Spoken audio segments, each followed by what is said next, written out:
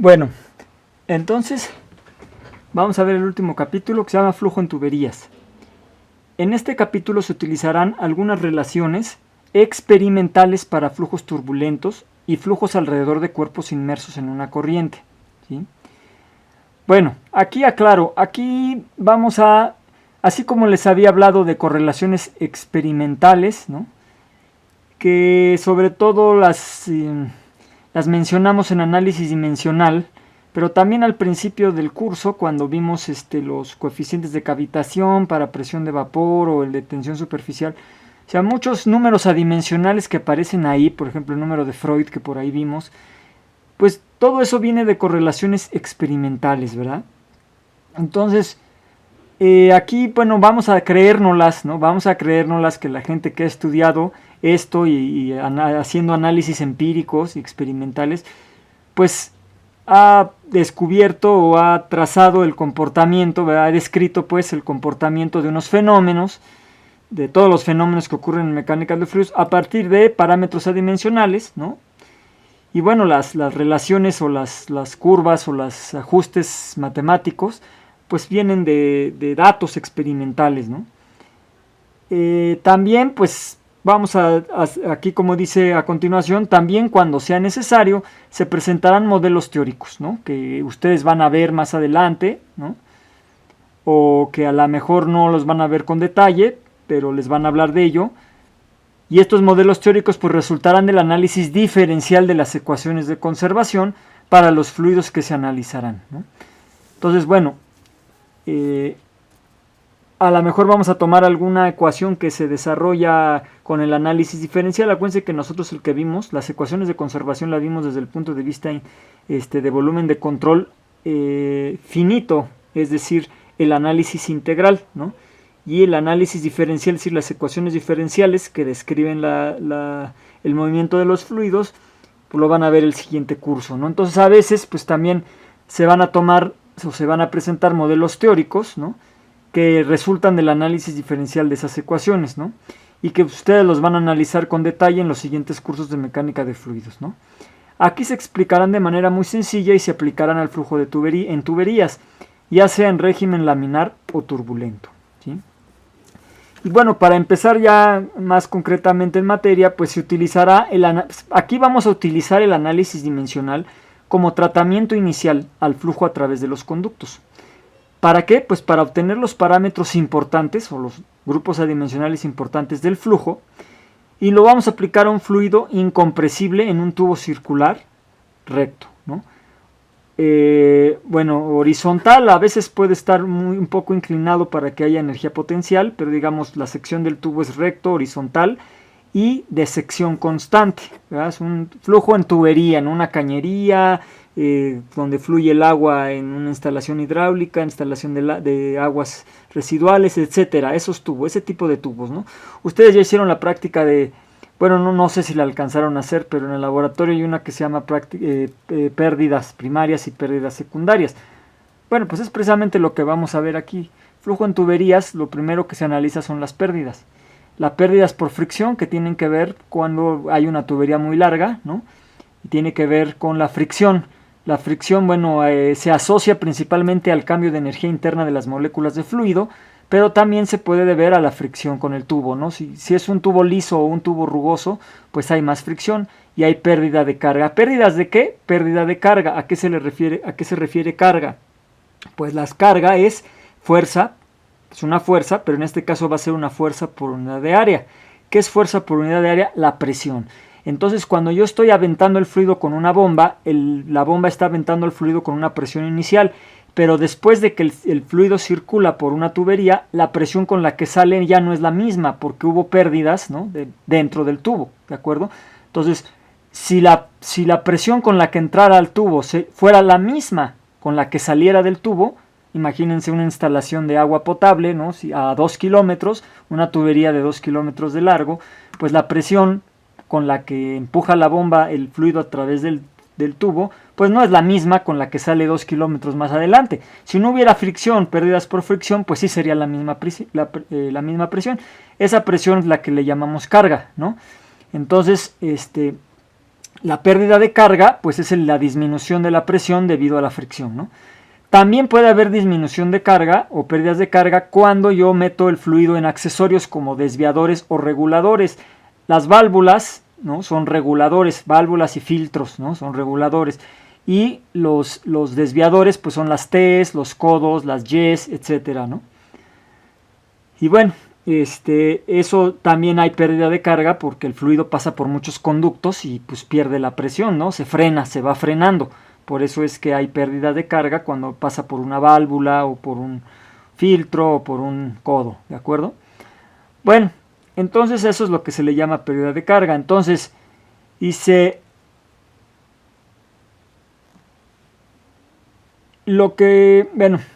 vamos a analizar un flujo incompresible, ¿no?, en una tubería circular recta de sección constante, donde no vamos a variar el área transversal. Y entonces vamos a listar, como nos pide el análisis dimensional, nuestras variables. ¿Qué variables tenemos? Tenemos la caída de presión. Acuérdese que delta P, si yo tengo una función delta F, pues delta F va a ser la función en el punto final menos la función en el punto inicial, ¿verdad? Por ejemplo, delta T, delta de temperatura, pues sería T final menos T inicial. Entonces delta P en teoría debería ser igual, ¿no?, P final menos P inicial. Pero en una tubería la presión final es menor que la presión inicial. Entonces si lo pongo así, presión final menos presión inicial, me quedaría negativa el delta P. Entonces en mecánica de fluidos delta P se acostumbra a poner como P inicial menos P final para que salga positivo. ¿Sí me explico? Es una convención, ¿sí? Bueno. Al final de cuentas, en valor absoluto, pues el valor absoluto de delta P pues es igual al valor absoluto de P final menos P inicial, ¿verdad? Es el mismo concepto, nada más que para que salga positivo se pone P1 menos P2, donde 1 es el inicio y 2 es el término, ¿de acuerdo? O el final. Muy bien, entonces la diferencia de presiones, pues sus dimensiones es masa por longitud por tiempo a la menos 2. ¿Qué otra cosa tengo? Pues la velocidad del fluido, que le llamo V, y sus dimensiones son longitud por tiempo a la menos 1. También está el diámetro del tubo, que le llamo D mayúscula, de dedo mayúscula, y las dimensiones son longitud. Aparece un concepto que es rugosidad del tubo, que se llama épsilon, y también tiene unidades de longitud. Luego también viene la viscosidad del fluido, que le llamo mu, y sus dimensiones es masa por longitud por tiempo a la menos 1. ¿Sí? Aquí es masa por longitud a la menos 1 también, ¿no? Longitud a la menos 1. Bueno, aquí todavía no escaneo esto, entonces ahí ya va a estar corregido. La longitud del tubo, pues es L, que le llamamos L, pues también su dimensión es L. Y la densidad del fluido, que le llamamos ρ, aquí me equivoqué, ahorita lo cambio, ya ustedes lo van a tener bien, es ρ. Ρ pues es masa por longitud a la menos 3, ¿de acuerdo? Y bueno, vamos a hablar de la rugosidad, porque caída de presión, ya hemos hablado de caída de presión, velocidad, diámetro del tubo, viscosidad, longitud y densidad. Lo que no hemos hablado mucho es la rugosidad del tubo. Entonces vamos a explicarla aquí. Dice, la rugosidad se incluye para representar la condición de la superficie, es decir, el estado, cómo está la superficie del tubo. Si está lisa o si está rugosa. Y la rugosidad puede definirse como una característica de la altura de las proyecciones desde la pared del tubo. Proyecciones se refiere a picos, ¿no? Picos. Entonces, si hay muchos picos, pues la superficie es muy rugosa, ¿no? Si no hay tantos picos, pues la rugosidad es muy pequeña. Si no hay nada de picos o casi nada, pues el tubo es liso, ¿de acuerdo? Bueno, entonces, eso es el concepto de rugosidad y le vamos a llamar épsilon. Muy bien, entonces de acuerdo al teorema Pi de Buckingham, ¿cuántas variables tenemos? Pues ya las tenemos ahí en la tabla, tenemos 7, n vale 7. ¿Cuántas dimensiones básicas tenemos? Pues tenemos, lo ven en la tabla anterior, tienen masa, tienen longitud y tienen tiempo. Entonces tienen 3 dimensiones. Entonces acuérdense de J, J es la reducción. J empieza a ser primero, o sea, acuérdense que J puede ser igual o menor al número de dimensiones que tenemos. Si tenemos tres dimensiones, vamos a suponer que J vale 3, ¿no? 3 dimensiones. Entonces, ¿cuántos parámetros adimensionales vamos a tener? Acuérdense que K es el número de parámetros adimensionales, pues es N menos J. O sea, 7 variables menos 3 dimensiones, me queda 4. 4 grupos o parámetros adimensionales. Bueno, a ver. Pero ustedes me podrán decir, oiga, profe, pues acabamos de hacer la tarea y el examen de análisis dimensional, o lo estamos haciendo, y pues J es igual a 3, ¿seguro? Ah, bueno, pues primero J es igual a 3 porque es el número de dimensiones, ¿sí? Y entonces, aquí viene la nota, dice, observe que si elegimos a la velocidad, al diámetro y la densidad como parámetros de escala, acuérdense que si suponemos que J vale 3, tenemos que encontrar 3 de las 7 variables que tenemos que sean dimensionalmente independientes. ¿Qué significa eso? Que no puedan formar un grupo adimensional entre ellas. ¿Cómo lo probamos? Pues hay que probar con todas las variables, pero acuérdense que esas variables tienen que ser conocidas. Por ejemplo, no conviene poner la rugosidad aquí, ¿no? Conviene o la caída de presión, porque la caída de presión es como la que quiero analizar, ¿no? O sea, la delta P la quiero analizar, la longitud también. Entonces quiero ver cómo cambia delta P con la longitud del tubo. Entonces no me conviene ponerlas como parámetros de escala. Entonces escojo V, D de dedo y Rho. Y veo que entre ellos, efectivamente entre ellos, yo hago, acuérdense, las dimensiones de U de la velocidad a la A, las dimensiones del diámetro a la B y las dimensiones de la densidad a la C. Estas son las dimensiones de velocidad, este es del diámetro y este de la densidad. Debe de ser igual, tenemos 3 dimensiones primarias, L, T y M. L a la 0, T a la 0 y M a la 0. Entonces, haciendo operaciones con exponentes, primero aquí lo ven, ¿no? Para L, pues aquí se ve, ¿no? A más B menos 3C debe de ser igual a 0. Luego va el tiempo. Para el tiempo, menos A, nada más, ¿no? Menos A igual a 0. Acuérdense, menos 1 por A, T a la menos A debe de ser igual a T a la 0. Por lo tanto, menos A es igual a 0. Y para la masa, aquí dice para M, M a la C, pues debe ser igual a M a la 0. Entonces, por lo tanto, C vale 0. Y entonces, si A y C valen 0 y lo sustituyen aquí, A 0 y C vale 0, pues es obvio, la única solución posible es que A y B y C sean 0. Esto implica que estas 3 variables no pueden formar un grupo adimensional entre sí. Acuérdense que ya lo habíamos visto. Y entonces, pues son dimensionalmente independientes. Muy bien, entonces aquí lo que dice es, esto, lo que acabamos de descubrir, implica que es correcto decir que la reducción es J igual a 3. O sea, J vale 3. ¿Sí? ¿Por qué? Porque encontré 3 variables dimensionalmente independientes. En este caso, la velocidad, el diámetro y la densidad. Bueno, entonces, ¿se acuerdan cómo sacar los otros grupos adimensionales?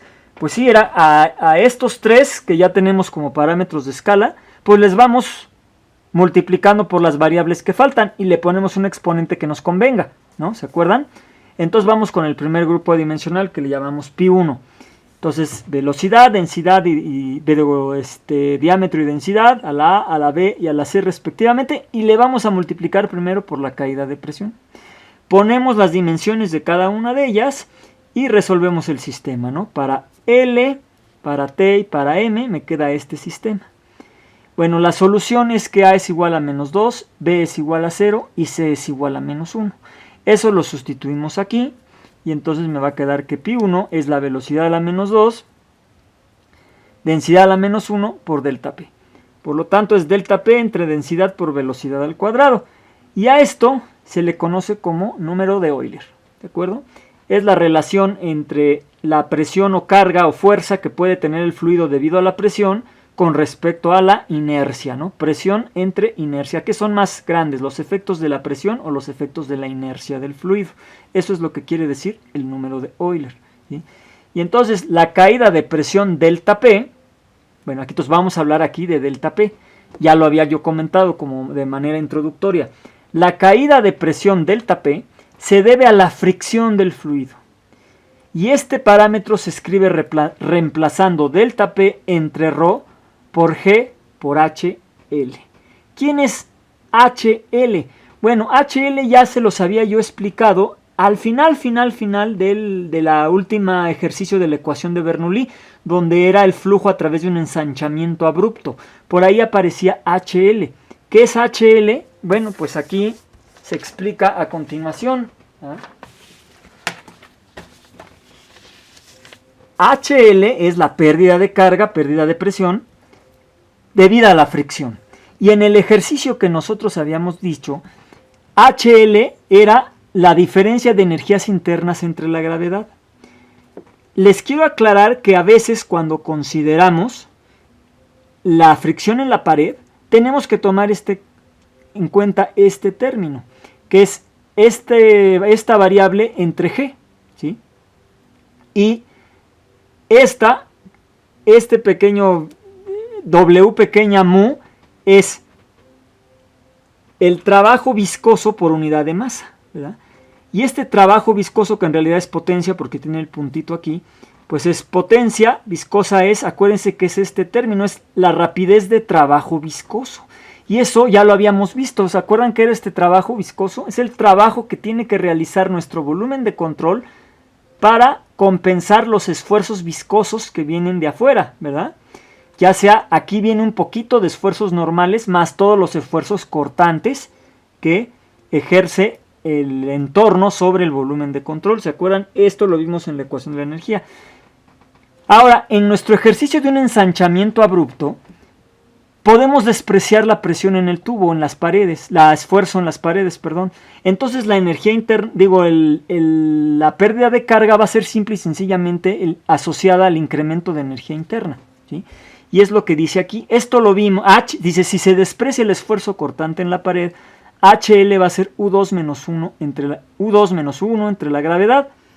Y esto lo vimos en un ejemplo donde ocurrió un ensanchamiento abrupto, que insisto es el último ejemplo que hicimos en el tema de ecuación de Bernoulli. Bueno, ¿por qué se le atribuye generalmente la fricción al cambio de energía interna? Porque las partículas de fluido al fluir ahora sí que a circular en un conducto cerrado, en un medio confinado, que son las paredes del tubo, rozan las partículas entre sí. Como rozan, hay fricción entre ellas. Al haber fricción entre ellas, incrementan su energía interna. Por eso se dice que la fricción, la pérdida por fricción, se asocia principalmente a la energía interna. ¿De acuerdo? Bueno, entonces, el parámetro adimensional primero, pi1, que ya vimos que es delta P entre ρ B cuadrada, ya vimos que se puede sustituir por delta P entre ρ. Delta P entre ρ lo vamos a sustituir por G por HL, que es lo que decía en la página anterior, ¿verdad? Delta P entre ρ se puede sustituir por G por HL. Y entonces sustituyendo me queda esta expresión, ¿sí? Y finalmente yo la puedo escribir así, HL entre B cuadrada G. Ese va a ser mi primer parámetro adimensional, ¿sí? Bueno, que es otra versión del número de Euler, ¿no? Nada más que ahora en términos de la carga, la pérdida de carga, perdón, y de la velocidad y de la gravedad, ¿de acuerdo? Bueno, acuérdense que salió de aquí, ¿no? Aquí dice que la caída de presión debido a la fricción se escribe reemplazando delta P entre ρ por G por HL. Entonces, aquí delta P entre ρ lo sustituimos por esto y entonces obtenemos esto, ¿de acuerdo? Este número que acabamos de escribir. Bueno, ahora viene el segundo parámetro. ¿Cómo le hacemos? Ya acuérdense que nuestros parámetros de escala son la velocidad, el diámetro y la densidad. Y de acuerdo a la tabla que tenemos ahí, pues el primero era delta P, ahora viene la rugosidad. La rugosidad tiene dimensiones de longitud. Entonces, bueno, ponen las dimensiones de la velocidad, del diámetro, de la densidad, elevadas a la A y a la B y a la C respectivamente. Y a epsilon la ponen a la 1 porque nos conviene. Y entonces las dimensiones de la epsilon es L, ¿no? Y bueno, esto debe ser L a la 0, T a la 0 y M a la 0. Y bueno, aquí está, ¿no? Para L, para T, para M, aquí está el sistema para los exponentes, ¿no? Y entonces encontramos que B vale menos 1, A es 0, C es 0 y B vale menos 1. La B es la de la longitud, ¿no? La del diámetro. Entonces, efectivamente, el segundo parámetro dimensional es epsilon entre el diámetro, lo cual es obvio porque si epsilon tiene unidades de longitud y diámetro también, pues esto va a ser adimensional, ¿de acuerdo?